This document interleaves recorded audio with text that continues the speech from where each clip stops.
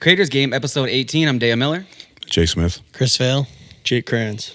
And we're going to get right into talking a lot of lacrosse because we took a little bit of a break, but we're back. And we got Jake Kranz. Now, I know you have a little bit of a different story than some of our guests that we've had previously. You just started playing lacrosse like in high school, right? Yep, that's right, yep. So tell me a little bit about how you got playing lacrosse and how you got so good so quick.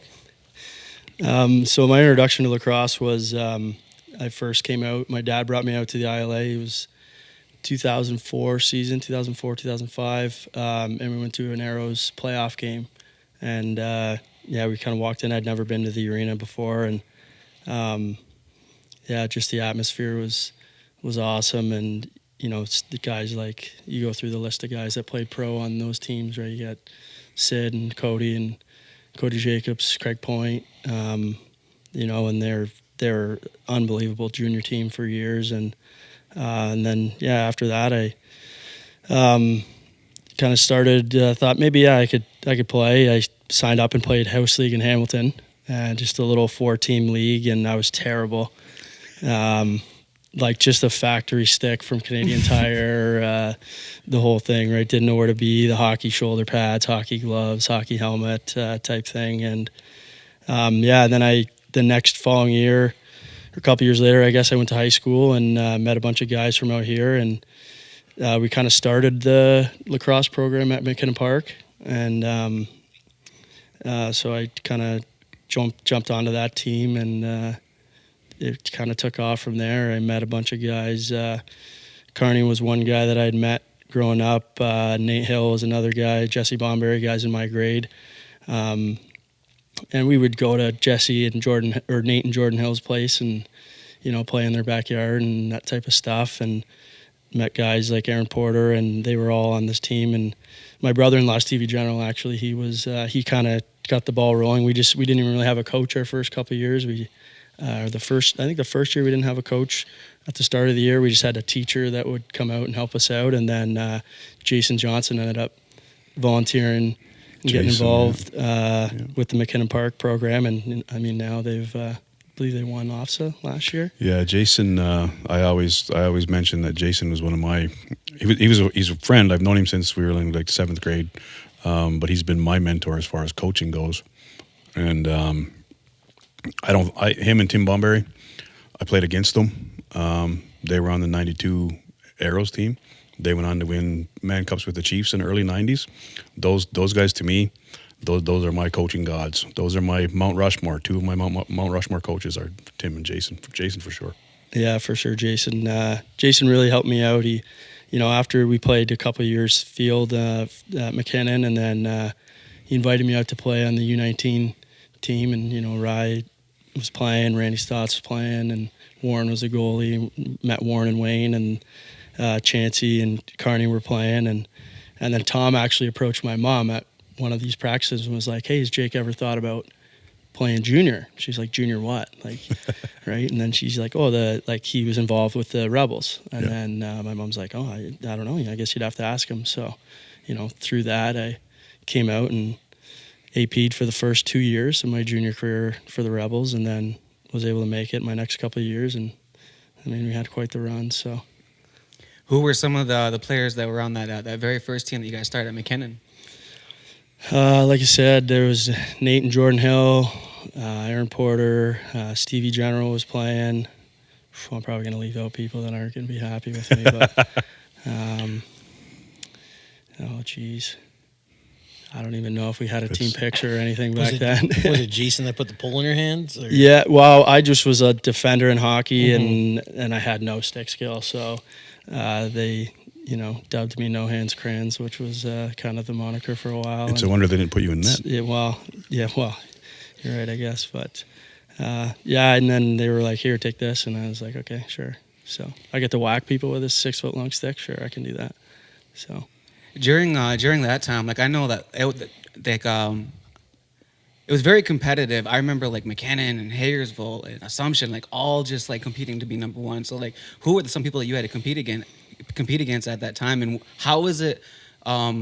Basically, like you're kind of thrown into it, and some of these players have been playing for years. So how was you adapting playing with some of these players that have been playing for years? Was it easy, or like again, like you're a defensive player, so did you just kind of go into the game being like, I'm just going to be a defensive player? Oh yeah, I've always had the defensive kind of mindset. So Jason, once he came out, kind of taught us some basic formations and how we want to play and how we want to protect the net, and playing defense or between the man and the net type of thing, right? So we never played Assumption when I was at McKinnon. They ended up coming in, I guess, a little bit later than that, but Hagersville was the team to beat then. And they had Warren and net, Mikey Miller, Bubs, Wayne Van Avery. They had.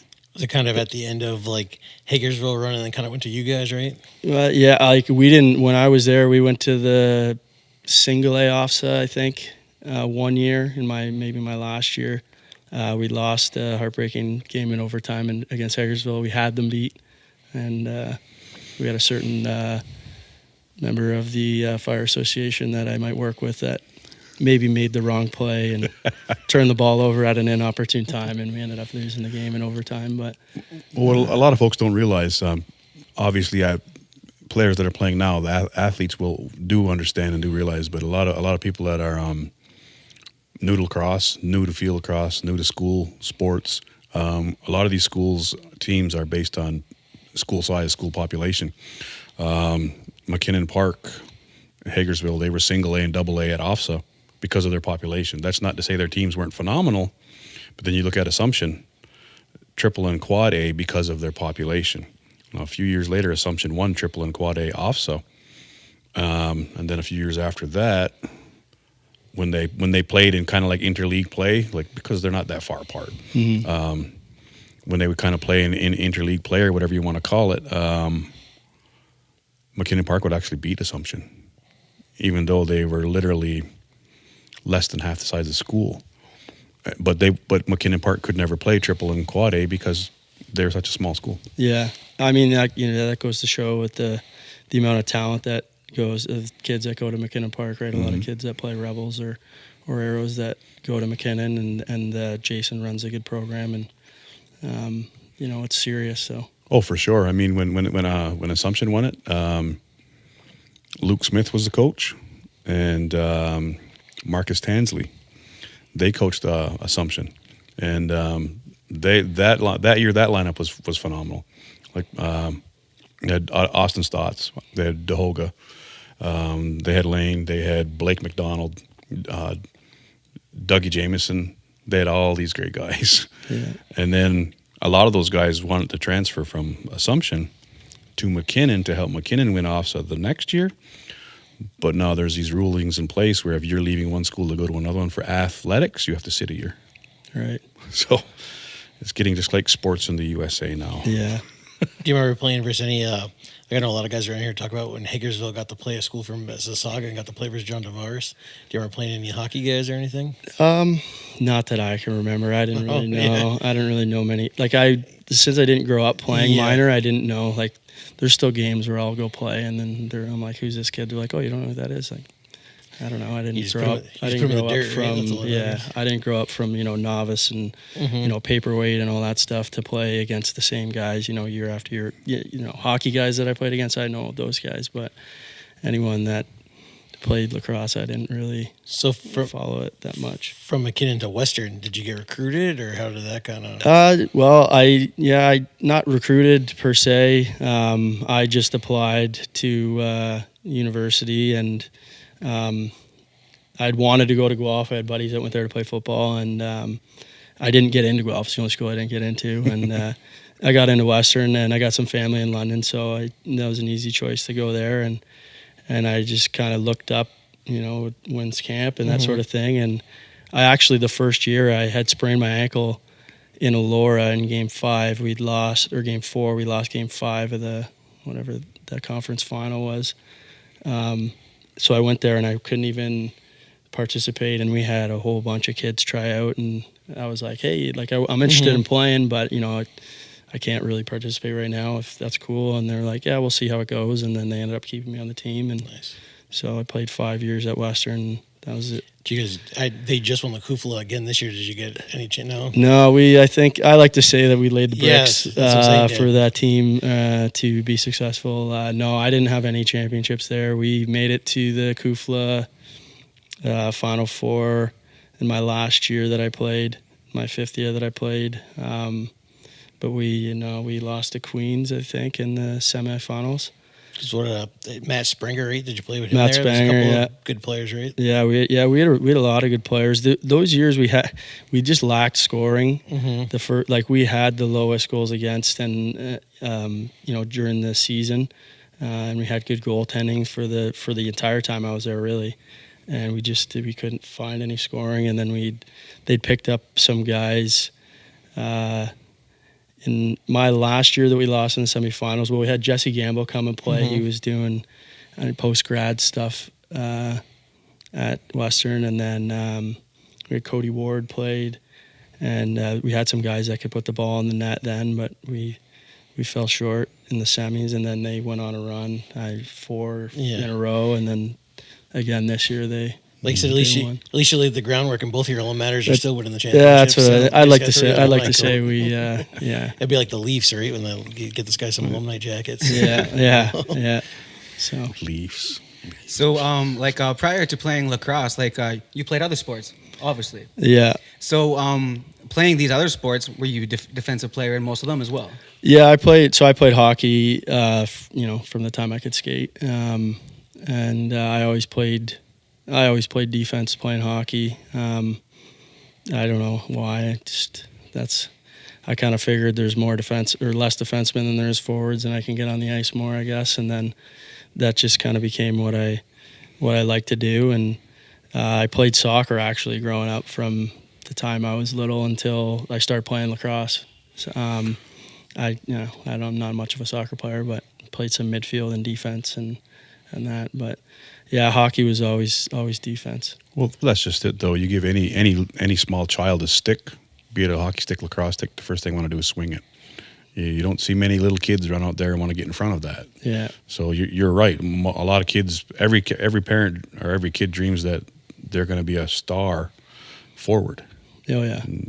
And so for you wanting to be a defensive player, you almost guaranteed yourself a spot all the time. Yeah. There was a time in hockey where I scored some goals, but it's now it's few and far between. How far did you take the hockey career? I played 1 year junior in Caledonia for the Corvairs, and then I got hurt halfway through the year, and then played in 5 playoff games. We lost to Glanbrook, and then I went to university, and I've still played since then, just not anywhere. Any club or anything at Western, or just no. stuff? The Western the OUA, it was OUA then, it's U Sport I guess now, but that's all guys from the OHL, right? They come back, so you got guys in their first year university that are 21 years old that have played 4 years of OHL hockey or WHL or wherever they played, and those teams were good when I was there. Brenny Anderson's playing university hockey now. Yeah. After he's done playing junior and having a stint in the OHL. Like you said, Jesse Gamble, that Chris Corbeil did that a few years ago.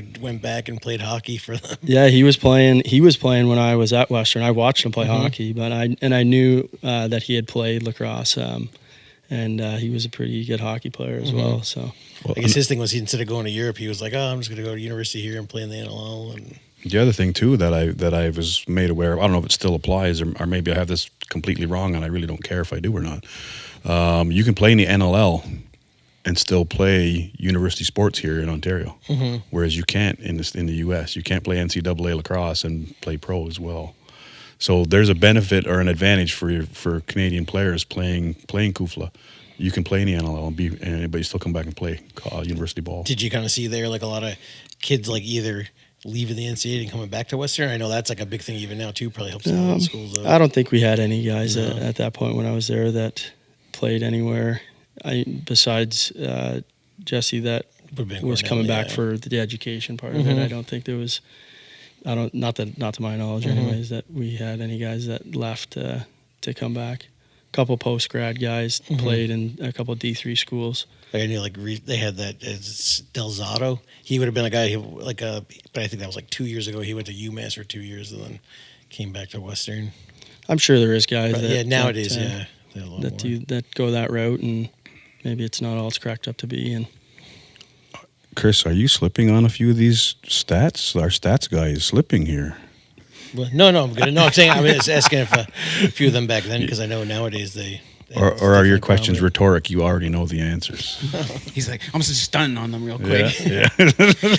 So like being in like a defense, okay, no shots here, but like you said, like you got the nickname No Hands Crans, and you're a defense player. So do you think that like because you're a defensive player and you're not really focused on the hands, you're playing the body, right? Do you feel that that is like the reason that you're such a good defense player? Is you're not even focused on the hands. You're not focused on the fact that some of these players that you're playing with, who have been playing for years, are able to do this and that with their hands. You're just like, nope, I'm playing the body, and as long as I stay in between them and the net, that's all I need to know, or that's all I need to do technically. yeah, I think I go back to playing hockey and what I learned kind of playing hockey. So I had my dad was one of my coaches, and another guy I'm actually coaching the minor hockey team with, Kenny Halliday, coached us pretty well every other year, going up through minor hockey, and I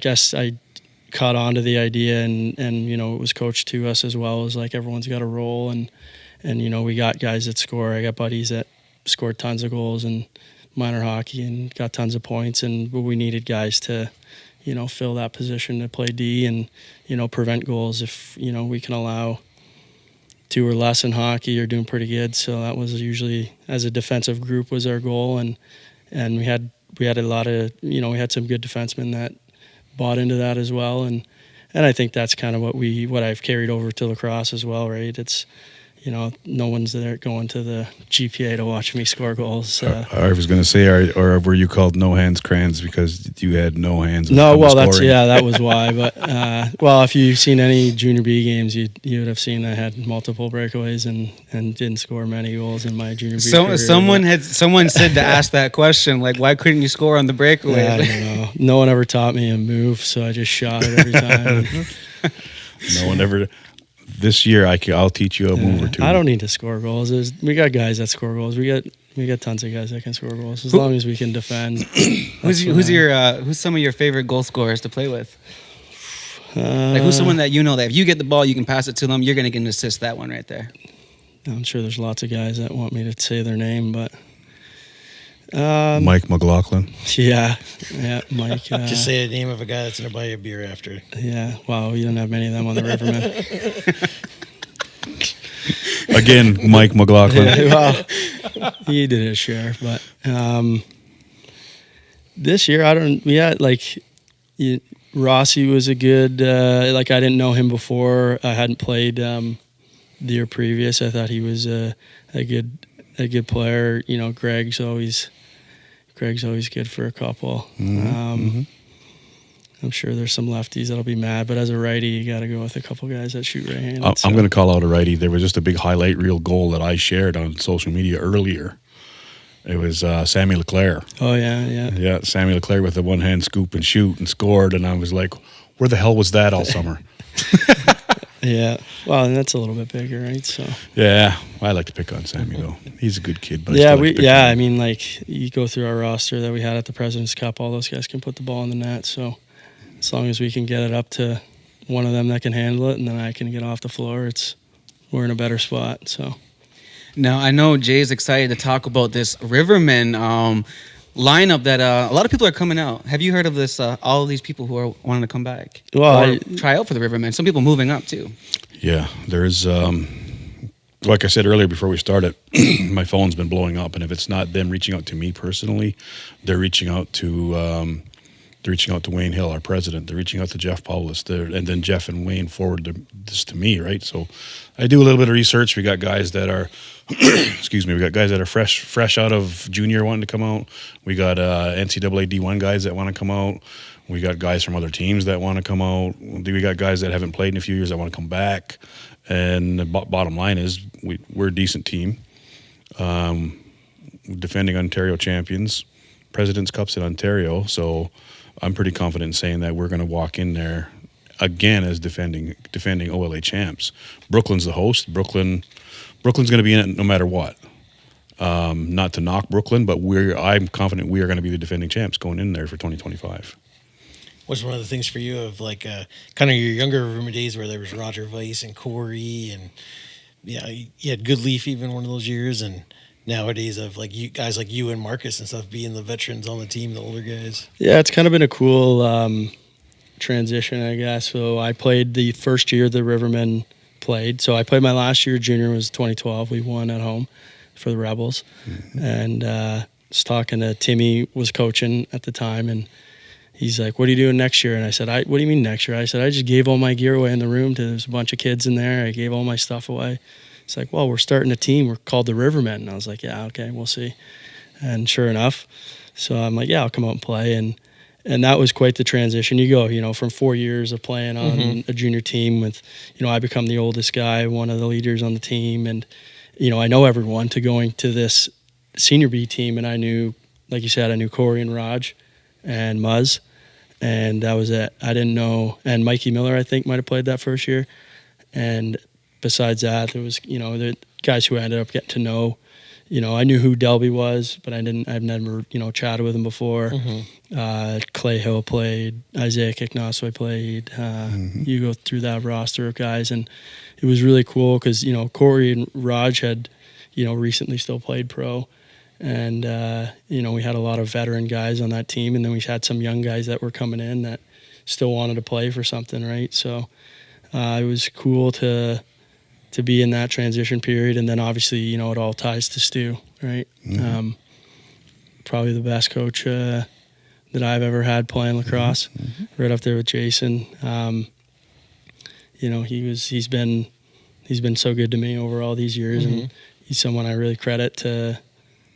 Any success that, people may think I have had goes to those guys, right, that have helped me and took a chance on me coming out who've never played before to, stick around on a junior B team and then get my chance to play and then, play senior and play some senior A. And, it was cool. I think that it's funny now. Rod and I talk about it quite a bit, and we say, like, remember when we were the oldest guys there and, barking orders and stuff now, and we would go there and put your gear on and try not to look at too many people in the eye. You never know, right? So I think it's been fun to be one of the older guys now, and new relationships with some of these younger kids, and see them come up and try and not teach them anything, because I don't know very much what I could teach them, but try and lead them a little bit and kind of let them know what playing in Senior B is like and what to expect. So,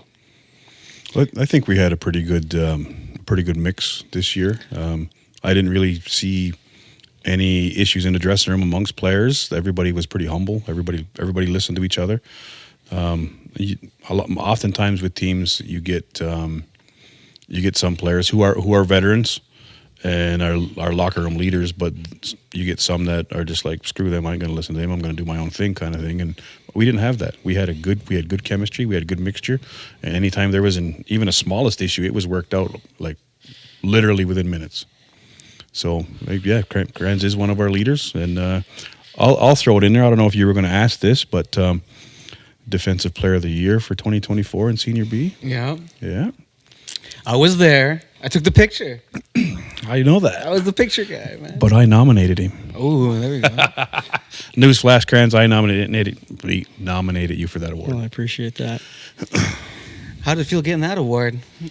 I don't know. I can't say I've won too many of those before. It's a testament to, like you said, the guys that we have on our team, right? I'm not the only guy out there playing defense every time we're on the floor. So, we got some veteran guys that play D, and I think, we have some pretty good attendance at practice, and we go over some stuff, and it's as much as, and we have two goalies that they won the best goals for and against in the league, right? Yeah, so our goaltending won the best goals against average, yeah. Our defense is, if we do make have a breakdown or something like that, we're backed by, Dusty and Elin played great all year long, and then it's a testament to the guys that we have on the back end that are there, and it's a group effort. It's there's if you watch, there's few times where it's a one-on-one, and that's the result of a goal, right? It's the ball's moving, the play's moving, everyone's communicating, and so I don't know. It's cool to get the award, I guess, but it's more of a team thing, I think. So I can tell you there was each team nominated more than one player per team, and the situation we had this year, we had one of our top defensemen year in year out was serving a suspension, so he couldn't very well be nominated for an award. So I nominated who I thought should deserve it, because again the league asks the teams to nominate, and then the rest of the league votes on them. So there was Kranz, there was others that I nominated. I won't tell who, because I don't want anybody to be mad or have a broken heart. You didn't nominate me. So, like, you also coach too as well, right? yeah, I've been helping out with the Haldeman River Kings single A for the last this is my third year helping out. So How's that transition for you now? Like, you are the player growing up. Now you're coaching, giving back to the community and all that stuff. So, like, what are some of the struggles that you see within the locker room that, being the player that you're like, oh, I can probably, like, stop this quick here if I just speak up and, like, be that leader and speak up because I've been in this situation. So, like, being a coach now or being a part of the, the team and stuff like that, what's something that you look at in the locker room and you're like, yeah, like, this is something that's going on, happens everywhere? There's a lot that happens. I mean, we're U13, so at this point, it's a pretty pivotal year, I'd say, for hockey players. If you really, now we're getting into system play and learning how to play the game of hockey as opposed to just, sending out your best guys every other shift and winning because you score more goals than the other team. So I think that at this age group, it's hard sometimes to like the coaches are always in there and we're giving advice and we're giving constructive criticism and those type of things. And it's hard for these kids at 12 years old to, for one or two kids to kind of establish themselves as a leader. So we're trying to kind of promote that, have some leadership within the room. Like, we can only tell you so many things so many times. Mm-hmm. And so I think that's something that I've seen. So we did U13 and then we moved up with them to U14 and then we went back so now we have a new group of kids that we're coaching. But that's the same for the last 3 years. It's kind of been the same idea. Like, we're trying to, and I try and think back to when I played and, you don't, at 12 years old or 13 years old, you don't necessarily know if you're a vocal leader or you're, someone who goes out there and works the hardest or, lead by example type. So trying to, tell the kids and make a point of, letting them know that, like, this is kind of something that you can do, right? Like, you can lead these other guys. There's kids in there that people follow, right? So try and let some of those kids know, like, guys are going to do what you do. So if you're not going to put in an effort at practice, then you're going to have, 6 or 7 other kids who look up to you as a leader on the team or, one of the better players on the team. And you dog it at practice, then you're going to get that same effort from everyone. So, yeah, you're 100% right at that age group, though, it being a pivotal time, because in lacrosse, there's a national championship at that age group.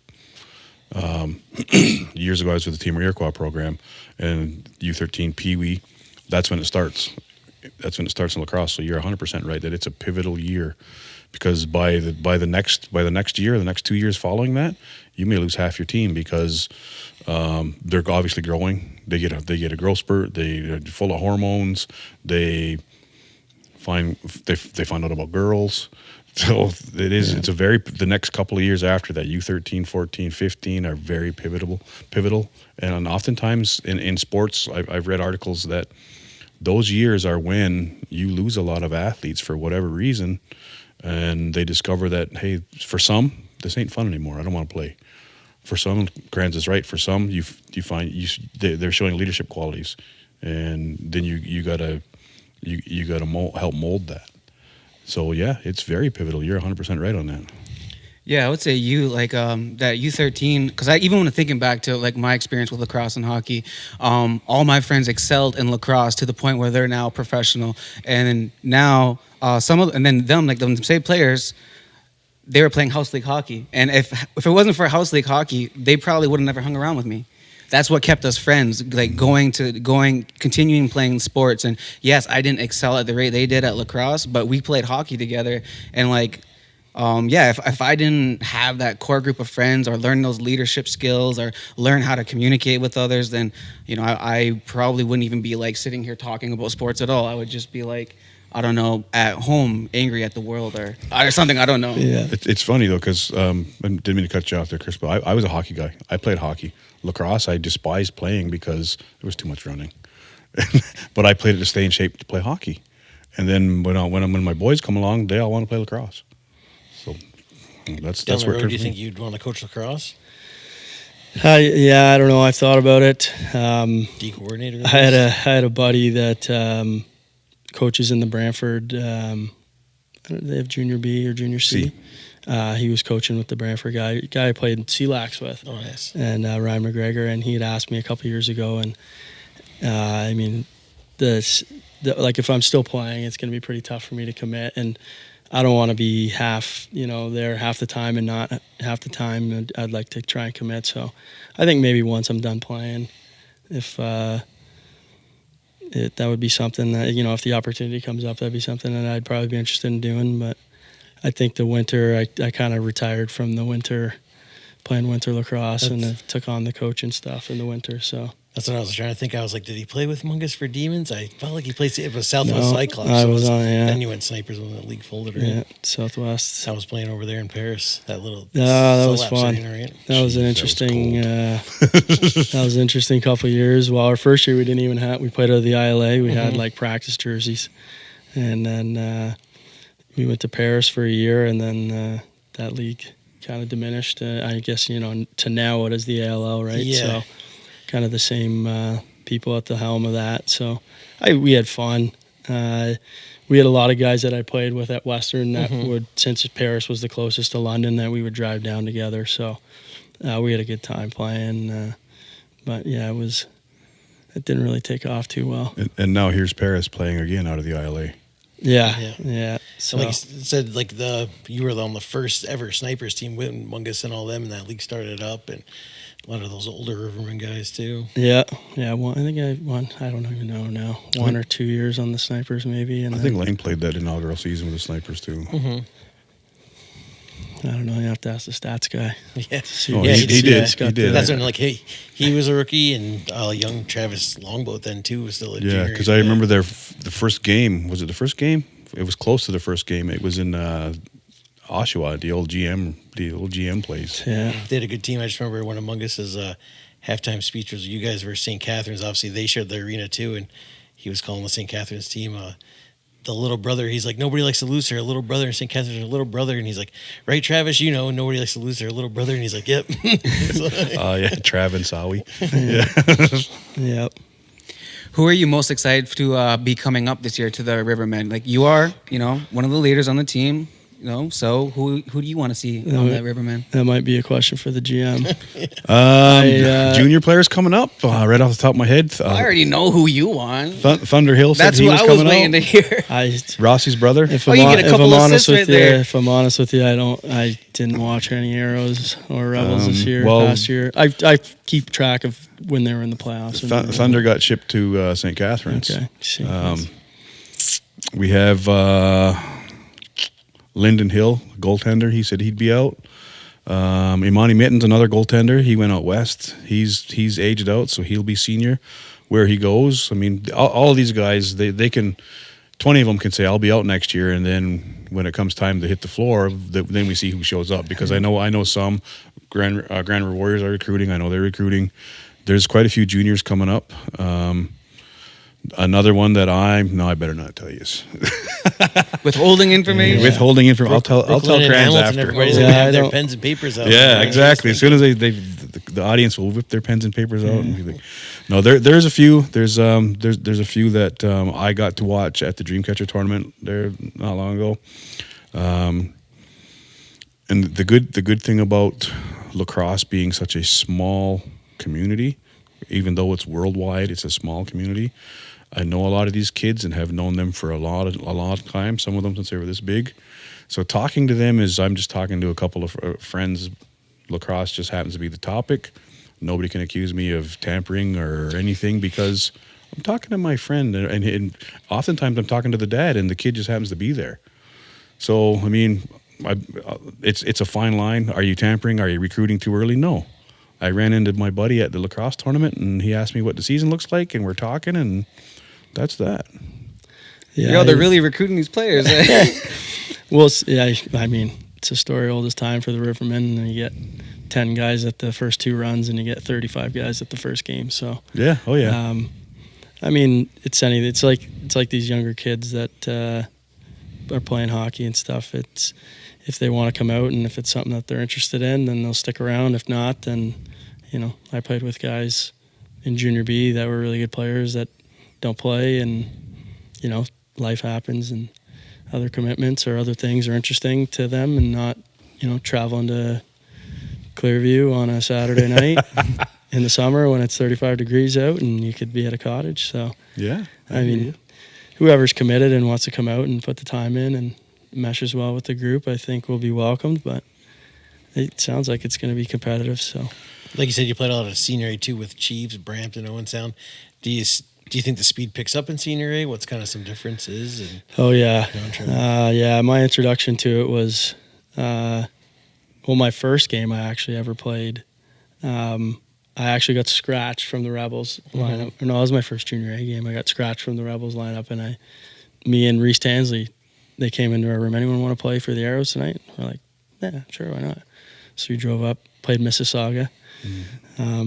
But yeah, my first couple games playing with those guys, there was that would have been maybe 2014. So then Dan Dawson's playing, Colin Doyle's playing. There was, I think Vaughn might have been the only guy on the team that wasn't playing pro, and he was going to camps and everything. And Cody said, you go down the line, Randy. They had Brandon Miller in that. And I'm just looking around the room, like, same idea when I went to the Sr.B, like, try not to look at anyone, right? Rory sitting across from me in the room. And, Dan Coates and Billy D. Smith and Mike McNamara, tons. It was the first couple of years was really awesome. Like I said, I'd never planned on playing after Junior B, and after playing one Senior A game, I'm like, this is pretty cool that I got to say I played with some of these guys. And the speed, and I think just the IQ and the commitment to the team, like, even though you're playing a regular season game, you got guys doing the right things every shift, not chasing a ball into the corner with 6 seconds left to give up a fast break, actually getting off. And with Rich Kogor coaching the team was pretty incredible too. And JT on the bench, had never seen him, up close and personal, I guess, before. And, the coaching staff was great. And I mean, you just learn so much from, it's weird. It's like the game's faster, but it kind of slows down because everyone knows exactly what's going on. And they, Sid and Coatsy were like, we want you to do this. You're playing on this line with these 5 guys every shift, and you're playing on this side of the floor. And, they kind of set it up for you so you didn't fail, kind of thing. And it was pretty fun. It was those teams were great for the 3 or 4 years that I, was up and down with the Rivermen playing with those guys. Would you say did you take a lot from playing with those guys? Oh yeah. Yeah. Just, and then after a couple years, you start to get some belief, like I could play at this level. And then I ended up getting traded to Brampton because I wanted to play full time, and the Chiefs roster is a hard one to crack. So I'd done, I think it was 3 years in a row I'd played, a handful, 5, 6, 7 games for the Chiefs, and then played a full 20 games for the Rivermen. And it was just a lot, and I wanted to just kind of play on one team, and then they found a spot in Brampton, and Like I played 2 years there, and it was. And then you get to play against those teams. Them in Peterborough, and Brooklyn. When I played, were the three. I don't think Oakville had a team then. Maybe they did, but they had all NLL guys playing all summer, right? So, I mean, that kind of gives you the confidence to play at that level, and it's something you try and. Now that I'm playing Sr.B, to bring back to these guys who are making the jump to maybe can't make that jump from junior A or junior B to senior A right away, to kind of let them know, like, if these are habits that you need to have, and if you want to stick around on a senior A team, and if you don't want to commit to that, then they'll find somebody else, because there's somebody else that wants to play and will do whatever you ask them to do, right? So. Definitely. What do you think is the biggest thing that a player needs to be able to do to kind of move up to be, senior A or beyond the Chiefs as opposed to Rivermen? Like, what do you think is that like they need to do this? I need to see this on the floor before I know you're ready for that. I think it's you have to have the mentality that you have to commit to it. You have to be able to commit to whatever they are trying to run, right? If they're trying to run a certain defensive scheme or offensive scheme, and they want you to play a role, like I said before, like you got to be a role player, and you might score 100 points in junior, and they might ask you to go pick for someone who scores 100 points in senior. And if you don't want to do that, then they might not want you there. They'll find someone that will do that, or if they want you to get loose balls and be defensively sound, and you think you want to transition the ball, then they, things like that. I think you got to put in the time to get there. There's obviously been some exceptional kids that make the jump, pretty smoothly. But I think they'd probably tell you, some young guys in senior A would probably tell you that there's so many veteran guys that will, pretty well tell you, like, this is what we want from you and this is what we need from you. And so I think kind of, playing your own game, but being within your team system and not trying to do anything out of that kind of realm is something that I try and tell the guys, like, do what got you here, but, be open to, what the coaches are telling you, what the criticism is, if it is criticism, or what the advice they're giving you, learn something, watch the game. If you're not playing, watch, like, see what those guys, repetitively do during the game that, becomes a habit, and that's why they play, right? Mm-hmm. Tyson Bumber is great for that. He will help you adjust mid-play. Yeah. But he does it in a positive way. I don't think I've ever heard Tyson put anybody down. He does it in a very positive way. So, yeah, guys like Kranz and Tyson on the floor together, like, who's going to beat them, really? Like, being a defender, and, like, you're like watching, like, you're much larger than everyone on the floor, and you're a defender. Have you ever had to play that role where they just like, go scrap this guy, put fear into the other eyes, put fear into the eye of the other team? Like, this is what we want. We want you to make them scared of us because we need to win this. Yeah, just writing it down over there. No, there's never been anyone that's told me that I had to go fight anyone. Or they kind of said, hey, make sure no one touches them. If they do, and then... I mean, that's kind of the role when you're a veteran guy, to, at least go over there and pay the guy a visit and tell him that that's not okay or whatever. But, not specifically to fight anyone. You could ask the guys on the Rebels team years ago. One of the only fights I got in, it didn't turn out too well for me. So we're gonna have to bring up those clips. And hopefully they didn't film any games back then. Yeah. Well, see, with the men, our defense is stacked. So on any given day, there's guys on the floor that they all play aggressive. They all do. If you're playing on the line with Rory Smith, you don't really got to fight right here. I was getting to that without getting to that. Yeah. But there is guys like they all in this summer. Like we had Rory, Tyson, Craig Atwood for a while, Melv.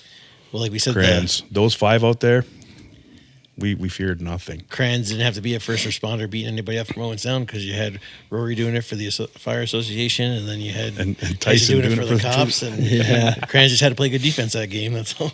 Yeah, I'd say it's since I wasn't, a big ball handler guy when I kind of first started, I thought, and I was pretty tall when I wasn't as filled out, I guess you could say, as I was when I played junior. I always kind of played physical, and when Timmy coached, he preaches that clean and mean all the time, right? So, and I mean, you make it harder for the other team every time they're on the floor. So I wouldn't say there was a time where I was swinging my stick around a little like Mel when I played junior, but I try not to now as much, but it's still physical. It's not going to be easy. I'm not, that's if I let someone go get a loose ball in the corner, how is, the 22-year-old guy going to think like I'm telling him what to do, and now he sees me not play physical after I told everyone to play physical. So it's lead by example. Yeah, it's kind of my, I've always, like I said, I've always kind of had a little bit of physicality in my game. Yeah, no, definitely. I was gonna say, like, watching you play over the years, like, definitely a physical player, right? But a clean player too. Like, I haven't really seen you take too many penalties or anything, and I'm sure you've taken a couple. I've seen a couple. Yeah, not too. I was pretty good this year. I thought I had Moxham didn't like a couple words I said to him, and he gave me. Would you say playing 12 minutes of physical contact penalty. So, but otherwise, I thought I was pretty good this year. Would you say from playing like pull to box defense, where you're more? Do you like to swing the stick more because of field, like where you're a takeaway guy in field, or more position? Like I played close D when I played field for all 5 years I was there. But I mean, that's the thing. When I first started playing U19, we used to actually practice over at the Speedway, just on the grass. Beside that, we didn't have a field to practice, and there was no fields at the behind the GPA, right? So we would just practice out there, and I was more of a hacker and a whacker back then, because I'm like, oh, let's give me this big stick. But once I played for a couple more years on that team with Jason, he was like, it's not all about that. Like, yeah, you have a stick, but your footwork has to be good, your body position has to be good, and we'd practice with a short stick, or with just without a stick to kind of improve and increase your thought process on you still have to be in a good position to play defense. So how many times have you heard who's got one, who's got two, Yeah. who's got a Jason, who's got the slide, who's help? Yeah. All Jason Johnson sayings. He rattles I was them gonna off. say I don't know any of them. He rattles them fast. Yeah, well, that's the thing, right? You got to know where, it's not just about running over and swinging your stick. If you're not in position, you're not one of those guys, then you got to try and think about what's next. What possibly play could this guy possibly make? If I'm the second or third slide away, or if I'm, an adjacent slide, where's that going to be? Where's a better help position for the other guys, right? So, yeah, I don't know. I wouldn't say the field made me slash people more. I mean, it's nice sometimes when there's a loose ball and you get a longer stick. But I wouldn't say it made me slash people more. The transition's a little tougher sometimes when you go from field back to box, because you don't have that buffer zone of being able to at least get a stick on a guy or have it out there in front of you. Do you do you use like a 36-inch shaft or? I did when I first started playing junior. Whatever the longest you could have it was, they just gave me a stick, so I was like, sure, I'll use that. And then I broke one, and I only had a smaller one, and I've it's in between. It's not anything. Not like Mal's stick or. I was gonna say, did you just break your stick, throw some tape on, and keep using it? Yeah. So. Yeah, keeps throwing Melv under the bus here. No, our defense. I sat right here and I've said it right from episode 1. Like our teams always. I think my personal opinion is we always get that hard look when we're playing defense. To the point we were discussing it earlier, where even lining up on the face-off, officials will stand right beside our players and watch them, as opposed to watching the actual draw and the ensuing play. And it drives me nuts. I'm like, why are we under the microscope constantly? And I get it that we have certain players who draw that kind of attention. So what? They're still out there just playing the game. When you're a good team and you're the team to beat, they 100%. But I mean, the officials shouldn't be the ones looking for ways for the other team to beat us. That's not their job. No, I agree. I felt that way, that it was we had some unfair officiating at times in the year, but it's part of playing for the Rivermen. Exactly. I So- still go back to in Brooklyn when that ref threw his whistle and helmet in our bench, and nobody's been able to answer me. What would happen, Kranz, if you threw your helmet into the Brooklyn bench? Who knows? Probably wouldn't be playing still. Exactly. And I'm told this guy's not reffing anymore, but it's not the point. There's got to be a line drawn where officials can't throw stuff at players, coaches, benches. Because if that was you or I, or if it was a fan, lifetime ejection, lifetime ban, stuff like that. So what happens to it? Yeah, and it shouldn't be just because they're wearing a Riverman jersey or a Tom Hawks jersey or Warriors. Chiefs, not so much. The MSL refs seem to be on the ball a little more, but if you pay close attention, it's the same refs we have in Senior B. So what do they put their thinking caps on when they get to MSL, or There's a bit of like, do they put the whistle away? Oh, these guys are pro guys and they can handle it. And like, are they reffing differently in the different leagues? Well, that's the thing, though. In Senior B, there's pro guys there, yeah, too. no, 100%. Yeah, there is. Yeah. Depending on which team you are, there may be more than the allotted amount that they're supposed to have. So, and I mean, Ladner, but that's just how it is. What's your thoughts on the politics of lacrosse? Like, you didn't grow up in this community, but you're playing in this community. So, like, you go on the floor representing Rivermen and Six Nations, not being, like, from Six Nations, but, like, you still getting the scrutiny, right? You still get that treatment. Yeah. Like, how do you put that into words that, like... It was I guess, eye-opening, when I first started playing junior for the Rebels. The guys all talk about it and that, and, when we go to Elora or, teams in the junior B circuit that, we have a rivalry with, and then when you get to the arena and you see it, it's unfortunate that some of that stuff happens. But I mean, there's resiliency in all those teams that I played on, right? And to be able to take that, whatever it is, and still play the game and still do what the Rivermen do and the Rebels do and the Arrows do. Like, it's a lot to be said for, all those guys I played with and all the kids that play now, right? That have to, if it's unfair or officiating or unjust or, whatever, this and that from the crowd. And, it crosses the line at times. And, I mean, it's, like I said, it's, there's a big onus on the kids who deal with it. And it's pretty impressive that they can do that and still play. And, it was kind of eye-opening for me to come into that and to the community. Obviously been super fortunate to play 4 years on the Rebels and win and carry that on. It's been thankful to, ever since I started, really, what better organization would you want to first play for, right? And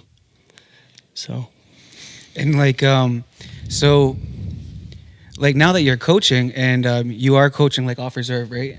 Yep. So like going through that experience and kind of being like, like you're on the floor and you're going through the scrutiny that, some of the Six Nations players, the Rivermen players go through, or Rebels, whatever team it may have been.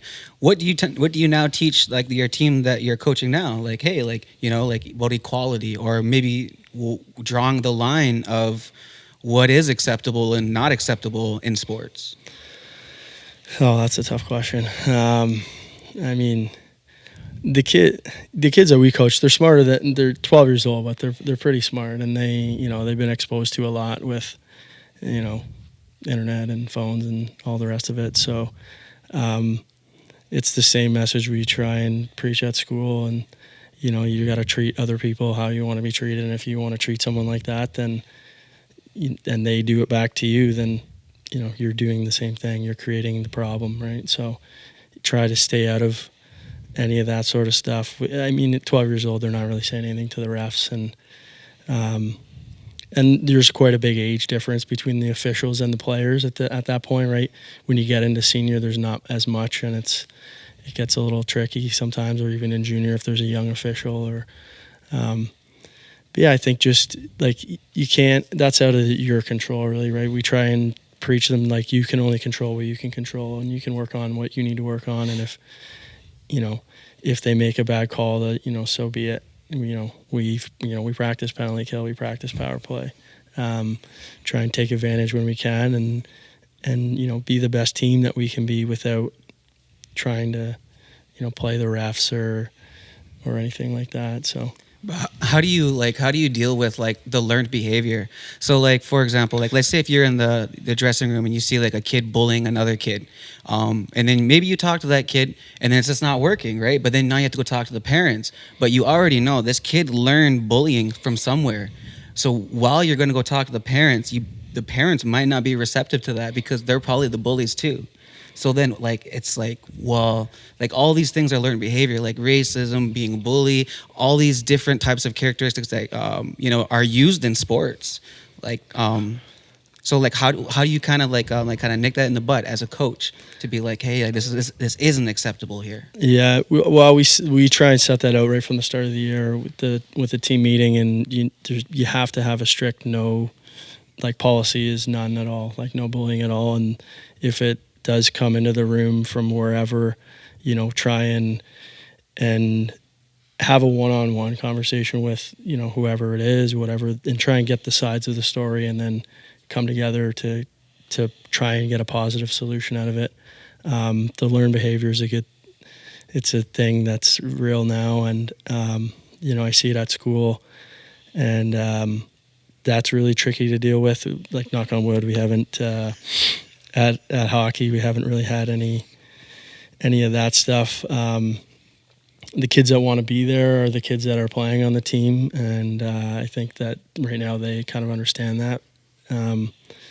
But yeah, you get some parents that don't. I don't know. They see their kid as a one of the best, and they want the best for their kid is where I kind of trying to think about it, right? Every parent wants the best for your kid, whether you're playing whatever sport, you're doing dance or doing gym, everyone wants the best for their kid, and they might see their kid as not getting a fair shake or whatever.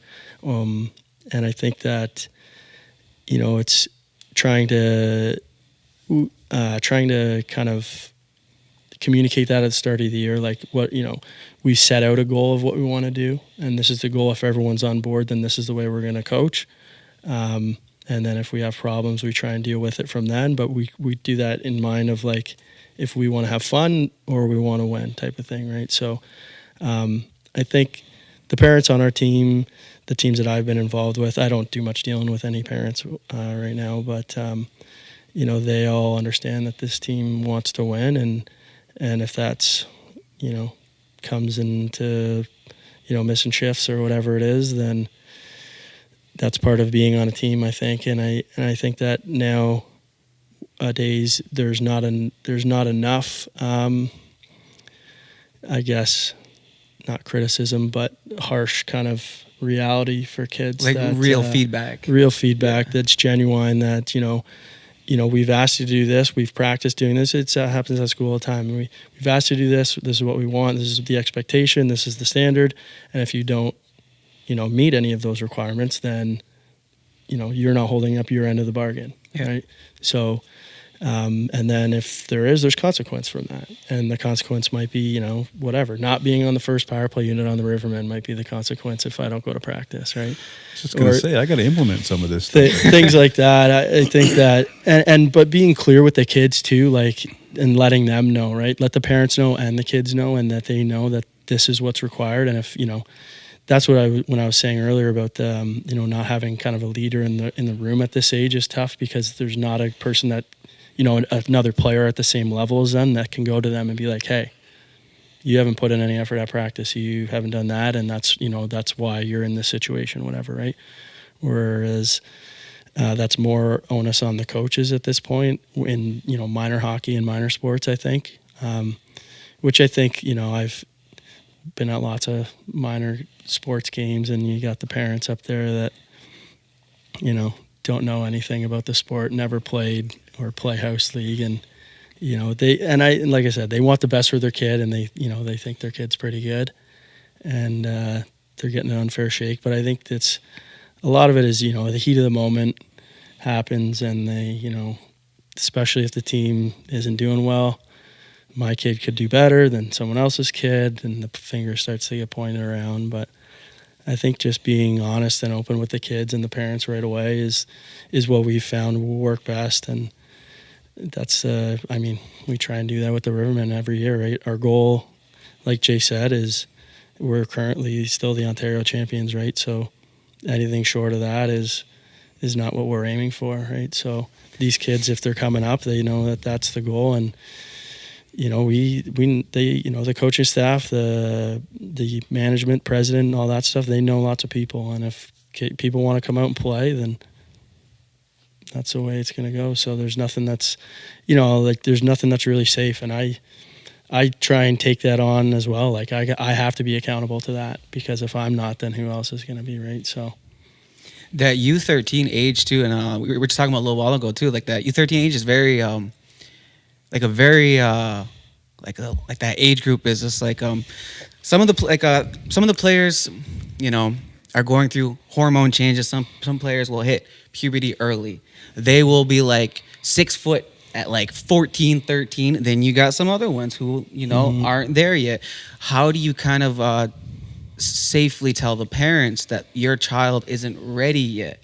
Like it's not their skill ability. It's not the fact that they can't put it in the net. It's not the fact that they can't skate or anything like that, or they can't run, or they're not able to play. It's that they're scared. They're too small, and other players have hit that growth spurt. They're bigger out there, and if you let your son just wait just till another year, he'll be better next year. How do you kind of like nicely say that to a parent? Yeah, well, I don't know. I haven't had to do that yet, but because some kids don't fill out, right? Yeah, we have like a big size discrepancy with some of our kids, right? And like, so this year it's still not contact in Pee Wee hockey anymore. It starts in bantam. So, but that's kind of why it's been important for us to try and teach the game and teach you. Where to be on the ice and how to make a play if you're a winger, how to make a play as a defenseman if you're smaller, because when it is contact next year, you're not, kids are going to be bigger and faster, and I'm sure it's the same in lacrosse, right? You have to be able to know what you have to do before you get to that position, and then, not put yourself in a position to get hurt, right? And be able to still make the play. So like we have small guys that, they can skate and they can handle the puck and they can make plays. And I think that's the biggest importance that we're trying to teach them in the game now. So when it becomes physical, you can still make the play and not put yourself in a vulnerable position when you're out there on the ice or on the floor or whatever sport you're playing. Well, I know for a lot of years, what we had to backtrack a little bit, what we had to do in minor lacrosse was I said it on an episode before. Some parents have to understand that their 9-year-old son may not make the NLL. Yeah. Their 9-year-old son may not make the NHL. Yeah. But they have to understand that now. Yeah. Their kid may want to just have fun and play on a lower caliber team to have fun. Yeah. They don't want the expectation. They don't want the pressure. They just want to have fun. And this age group that you're at, you're going to get some of that. Some of these kids are going to go this way, want to play in the lower division to have fun. Some of them may not hit a growth spurt until 3 years from now, and then next thing you know, they're ready for AAA because they're 6'5" and stuff like that. Yeah, it's across the board with minor sports. Like, look at there was a kid I just saw, 14 years old, basketball, 7 foot tall, 14 years old, and dunking on Shaq. Because he was in a video with Shaq, and Shaq said, "If you can dunk, I'm gonna give you $1 million." And the kid dunked right over him at 14. So growth spurts, yeah. Emotions, yep. Yeah. Hormones, yep. Like I said, some of them are going to start discovering girls. They're going to put the stick away, pick up the love letter campaign. Yeah. It's difficult, and I don't know. I think maybe sometimes it's more difficult for the parent at that point too, because there's kids that are better off playing on the double B team or in a local league team or on a 2 team, I guess, to get that development. So you are, you're handling the ball more. You're more maybe one of the go-to guys, and that's the confidence you need, as opposed to being a guy who gets out there every third or fourth shift on a higher caliber team, right? Mm-hmm. They need to build that confidence. I went through that. I was an AP for 2 years on the Rebels and stuck it out, and they needed me to get more game experience and more practice experience. And, it's hard for kids to see that now when they're only 12 because they only see what's right in front of them. They don't see anything down the road. We get a lot of underrated players too because of stuff like that. We get a lot of players that right now I know could walk on to some of our higher caliber teams, but they don't get that second look because they've spent their minor or junior career playing on a lower level team. But now I know they can. I've seen it. I know their capabilities. Will they ever get a shot? Who knows? It's up to the GM, isn't it? Yeah, I was gonna say one thing too. Maybe is if we saw recently the news, the Arrows, Rebels, and Stealth are gonna have a joint first tryout in January. So be a good thing. All GMs can kind of sit there, and whoever comes out, maybe a kid's would just go out for Stealth, but maybe the Arrows or Rebels will see him and sign him and give him a shot. Well, from a GM standpoint, 100%. I want that kid. I want that kid. I want that kid. Bring a bench staff in, and that kid, even though he's great at one thing or two things, may not fit the game plan that the coaching staff has. So it's a lot of times it's a gamble. Like again, every team is going to load up. Like Allegheny in the Can-Am League, I know they're going to load up. Because all of Can-Am is going to load up because they want to bring a representative because it's the President's Cup's in Ontario. Yeah, it's close to home. Yeah, Rivermen have a lot of people that want to come out. Brooklyn's going to load up. They're the host. Yeah. So again, all of these players come out. It's a good problem to have when you have 30 guys, 35 guys. You have essentially enough for two high caliber teams, but you can only take come July 1st. You can only take 25. Yeah. So. Yeah. Some may be great players. They don't fit into the plan. I think the onus is, like I said before, too, is at that point it's on the player, right? It's, this is the role that they may need to fill, and if you don't choose to do that because you don't think that, it's a lower role or it's beneath you or something like that, then, what do they can't make you do it. The coaches can't make you do it. They can, tell you what they want. They can show you what they want. They can give you some tries at it, and if you can't, then that's when you're going to see the character of a player too, right? Like, my parents always kind of instilled in me, if you start whatever you're going to start, we'll support it, but you're going to see it through type thing. So when I first got cut from that team, and we were going 6 nights a week, we had 2 practices, 2 workouts, 2 games a week for the Rebels for all 4 years we were there, and I made it to every workout, and got the most dedicated player or whatever, and but it was the choice was I actually want to play on this team, and there was guys that came out. Warren and Wayne on the first year that I played were on the AP list. Carney was on the AP list, and the 4 of us pretty well stuck it out. And we had other guys came and went. I don't really want to do this, right? And, Well, then you get into work commitments. Again, I know guys who are great talents but can't commit because of their job. Like I know yourself. You're busy outside of lacrosse. I know that. And there's been times, and I'm like, "Where's Kranz? Oh, got the text. Got to work tonight. Got to do this." Okay. But the thing that eats me alive as a GM is when we get that text an hour before the game. That eats me alive, whether it's a senior team, whether it's a junior team. It just drives me nuts. You get the call an hour before, we're expecting this so-and-so to show up. Where are they? Oh, they just texted and said they can't make it. So then on this side of it, you get an hour or less to try to find somebody, to try to find an AP to fill that spot. It's tough. I mean, not you personally, Kranz, because you gave me a lot of notice when you can't make it.